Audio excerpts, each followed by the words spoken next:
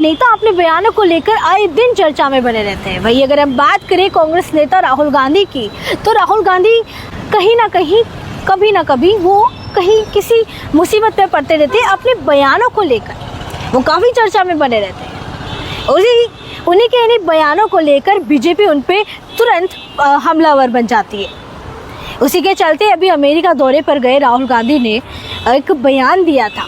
उस बयान को लेकर अभी सियासत काफ़ी गरमाई हुई है। उस सियासत को लेकर अभी बीजेपी जो है उस बयान को लेकर यहाँ पे उनकी एक तरह से उनके पीछे पड़ गई है।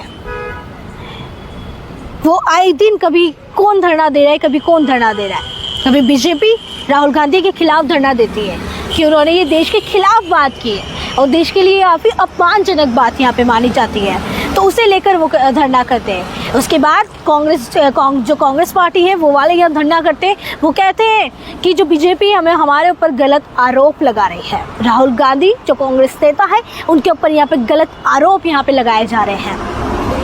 उसी के साथ देखिए, कभी लोग कहते हैं कि जो राहुल गांधी है उनकी ज़बान काटने पे जो भी उनकी ज़बान काटेगा उसे 11 लाख रुपए दिए जाएंगे।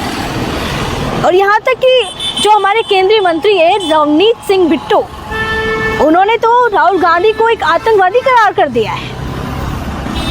अब इसी के चलते पहली बार जो बीजेपी लगातार यहाँ पे कांग्रेस पार्टी यानी कि कांग्रेस पार्टी के जो नेता हैं राहुल गांधी, उन पे लगातार जो हमलावर कर रही है, जो लगातार वो धरने दे रही है, उसे लेकर यहाँ पे पहली बार राहुल गांधी ने जवाब दिया है, पलटवार किया है बीजेपी पर।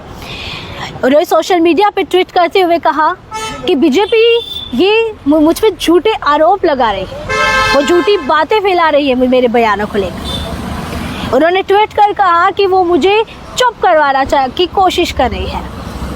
आखिर में जो मेरे भारत के और जो विदेशी सिख हैं उनसे मैं ये बात कहना चाहूँगा, ये बात पूछना चाहूँगा कि जो भी मैंने कहा क्या उसमें कुछ गलत बात कही है। दरअसल बता दें कि कुछ समय पहले 10 सितंबर को राहुल गांधी ने अमेरिका दौरे पर वह गए थे, विदेशी दौरे पर वो गए थे। उस दौरे के दौरान उन्होंने कहा था कि आखिर लड़ाई किस बात की है। लड़ाई इस बात की है कि आखिर जो सिख है उसे भारत में पगड़ी पहनने की अनुमति है, एक सिख को क्या एक कड़ा पहनने की अनुमति है, क्या उन्हें गुरुद्वारे जाने की अनुमति है। साथ ही उन्होंने एक आरक्षण को लेकर भी यहाँ पे एक बड़ा बयान यहाँ पे दिया था। तो कहीं ना कहीं तरह से एक विदेश के जो है अपने देश के खिलाफ जा रहा था। वो अपनी विरोध की राजनीति में इतना डूब चुके थे कि उन्हें ये खबर ही नहीं थी कि वो क्या कह रहे हैं। कई बार वो अपने इसी तरह के बयानों को लेकर चर्चा में रहते हैं और विवादित बयानों को लेकर वो कहीं ना कहीं मुसीबत में फंस जाते हैं। अब उनके इस बयान से सियासत काफ़ी गरमाई हुई है। अब जो ये सियासत गरमाई हुई है ऐसे में लगातार यहाँ पे धरने भी किए जा रहे हैं।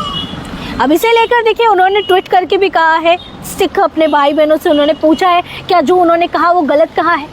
उन्होंने ये भी कहा है कि जो भी मैंने कहा है वो गलत नहीं है। ये मैं बात पूछना चाहता हूँ, क्या भारत में या किसी भी और जगह रह रहे सिखों को अपने धर्म के लिए जीने का सबको अनुमति है, सबको अधिकार है। विपक्ष जो है मुझे लगातार यहाँ पे मेरी बातों को झूठा ठहरा रहा है, वो यहाँ पे मेरे बयानों को झूठा साबित कर रहा है, वो मुझे झूठी बयान में फंसाने की कोशिश कर रहे हैं। लेकिन मैं उन्हीं मूल्यों पे बात करूँगा जो इस देश के लिए आरक्षित है। नमस्कार।